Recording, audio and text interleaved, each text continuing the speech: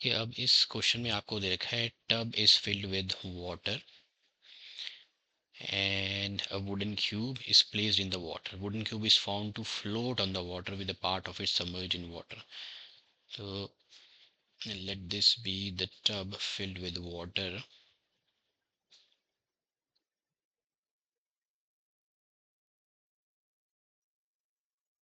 And a wooden cube 10 by 10 by 10 is placed in water. ये ले लेते हैं wooden cube that is placed in water. A part of it is submerged in water. This part is, let's say, submerged in water. Part of it is submerged in water. When a metal coin is placed on the wooden cube, जब इसके ऊपर एक आपने metal coin रख दिया तो submerged part is increased by 3.87. तो ये और नीचे आ जाता है submerged part कितना 3.87. तो 3.87 पहले इतना था ये, अब 3.87 सेंटीमीटर और इंक्रीज हो जाता है सबमर्ज्ड पार्ट। तो मास ऑफ मेटल कॉइन जो है वो आपको ग्राम में फाइंड आउट करना है इस केस में। ओके,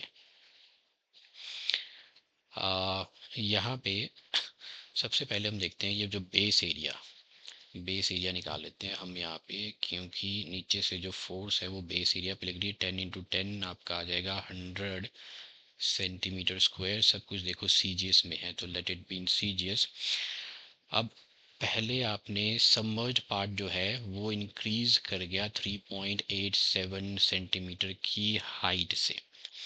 ओके, तो वॉल्यूम डिस्प्लेस कितना आएगा? वॉल्यूम जो एक्स्ट्रा वॉल्यूम इस हाइट ने डिस्प्लेस किया है वो आ जाएगा base area that is 100 into ये हाइट 3.87।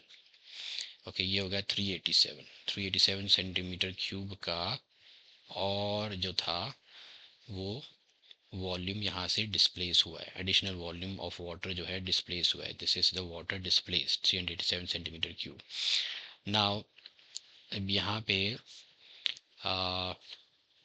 अब देखो जितना आपका वॉल्यूम डिस्प्लेस किया है, वॉल्यूम वाटर डिस्प्लेस किया है वो किया है इस कॉइन ने। तो इस कॉइन का जो मास होना चाहिए that should be equal to the mass of the water displaced. अब यहाँ लिखोगे आप मास ऑफ कॉइन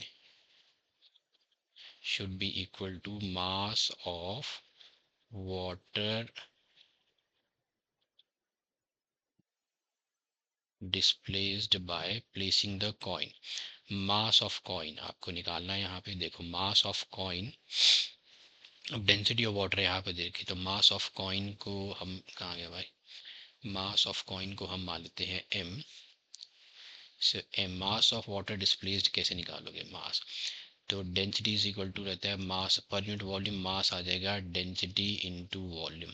डेंसिटी ले लेंगे हम वाटर की, this is the density of water and volume water displaced आपने निकाल ही दिया है 387। डेंसिटी ऑफ वाटर यहाँ पे आपको दे रखी है 1 ग्राम पर सेंटीमीटर क्यूब।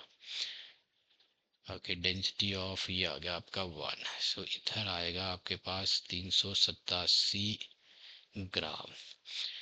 ये आपके पास आ गया मास of coin. So this is the mass of coin. तो ये आएगा 387।